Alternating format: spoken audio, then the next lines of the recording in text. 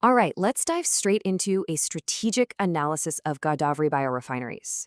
We're going to break down exactly how this company is shifting from a traditional sugar manufacturer into, well, a really sophisticated powerhouse of green chemistry.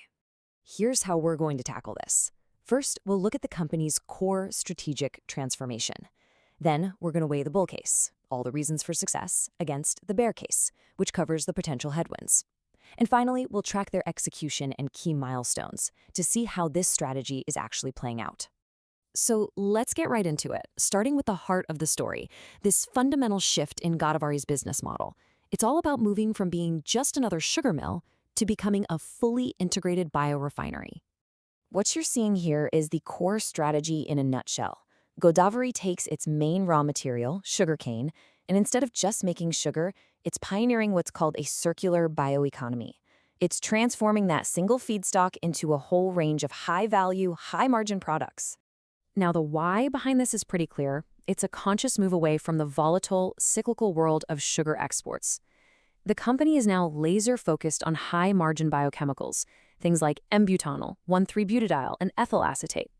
This creates a much more stable and profitable revenue stream, and it really helps shield their bottom line from those wild global commodity price swings.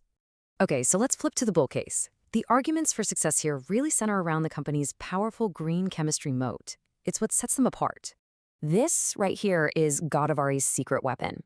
They have what's called a Dynamic Allocation Engine. So based on real-time prices, they can decide on the fly where to send their sugarcane juice, whether it's more profitable to make sugar, ethanol, or these high-value biochemicals. This gives them an absolutely unmatched level of operational flexibility, something that's a real rarity in this sector. And this strategy, well, it ties directly into India's Atmanirbhar Bharat, or Self-Reliant India, initiative. By making these specialty chemicals right here in India, Godavari is providing a direct substitute for imports used in pharmaceuticals, cosmetics, and fragrances. This vertical integration not only secures domestic supply chains, but also creates a major cost advantage over those foreign petroleum-based chemical imports. That ESG premium you see is a huge projected growth driver, and it's really built on three main pillars. First, you've got India's E20 ethanol blending mandates, which create a guaranteed revenue floor. Second, new capacity for high-value chemicals like 1,3-butadiol is coming online. And third, there's just this incredibly strong demand from global brands who are desperate to replace petroleum-based ingredients. You put those together, and that's what's projected to drive double-digit margin expansion by FY27. But, no analysis is complete without looking at the other side of the coin.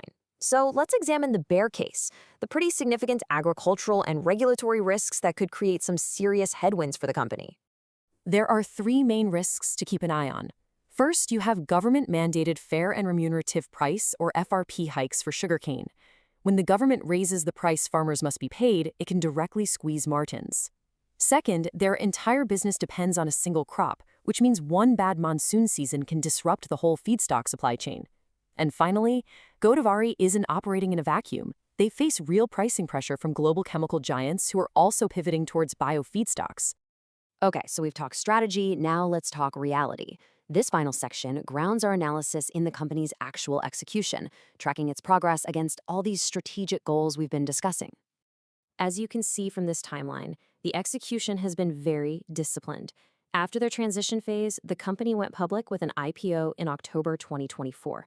Just a year later, they hit a critical milestone, 90% capacity utilization in their new chemical units.